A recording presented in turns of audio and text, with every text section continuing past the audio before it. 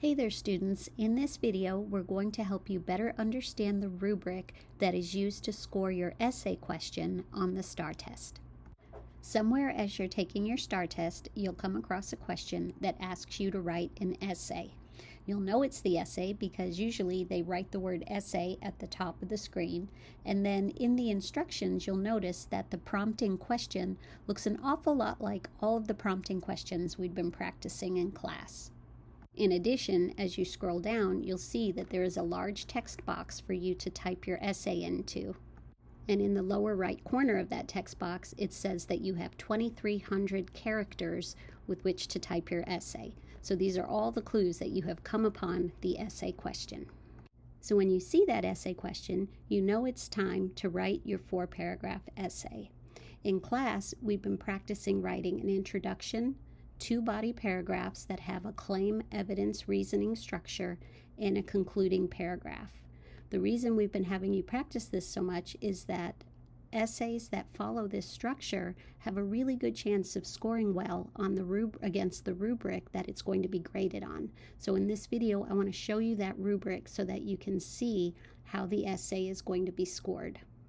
The rubric has 2 big parts. This orange section is called the Organization and Development of Ideas, and the blue section is called Conventions.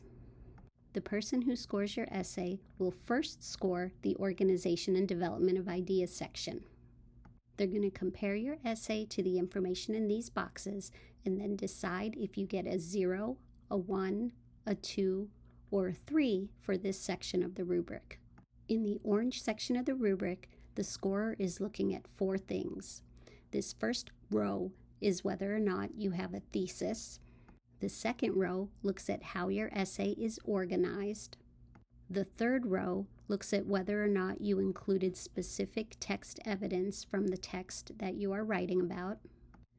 And the last row looks at your reasoning. How did you express your ideas? Did you make all the connections between your text evidence and your thesis statement? All of these rows align with the claims, evidence, and reasoning structure that we've been working on in our body paragraphs in class, and it relates to the overall 4-paragraph structure that we've been practicing as we write our essays in class. It's very important that you try to get a good score in this orange section, because if you don't get at least a 1 in this section, you won't be able to receive any points for grammar and conventions. An essay that scores a 0 for ideas will automatically receive a 0 for conventions. So hopefully you're saying to yourself, I don't want to score a 0. What do I have to do to not score a 0? So I'm going to tell you.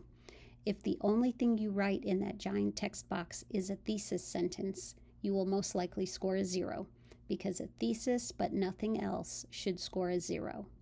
If the essay you write is completely off topic to what the prompt is asking, you will score a 0. If the essay that you write does not respond to the prompt, it will score a 0. If you tell me what the article is all about, but you never actually respond to the prompt or write a thesis that answers the prompting question, you'll score a 0. They're usually not asking you to tell a summary of what the article or text is about. They want you to respond to the prompt.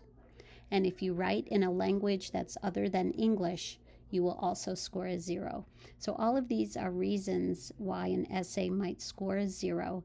If you do your best to follow the structure that we've been practicing in class, then your essay has a great chance to score at least a 1, and then if it scores the 1, you'll be eligible to receive the grammar and conventions points as well, improving your overall score tremendously. So your teacher might have you do an activity where you look at what the rubric says and try to put it into your own words. Look at what the rubric says would be required to receive a 3, which is the highest score you could get for this section. Notice what is different between a 3 and a 2. And look at what the 1 descriptors say and what would be reasons why an essay would receive a 1. Knowing what the rubric says will help you when you get to this question on your test. You'll know just what you need to type in this box in order to score well. For this essay question, the rubric could score you possibly 5 points, which is doubled to be worth 10 points on your STAAR test. So in other words, that one single essay that you write is worth 10 points of your total overall STAAR points. That's a lot of points. That's like getting 10 multiple choice questions correct. So it's really important that you take the essay questions seriously and try to get as many of those points as you can.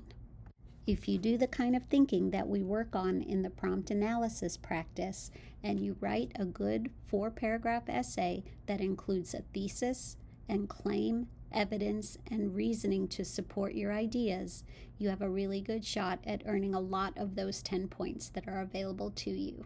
Thanks for listening.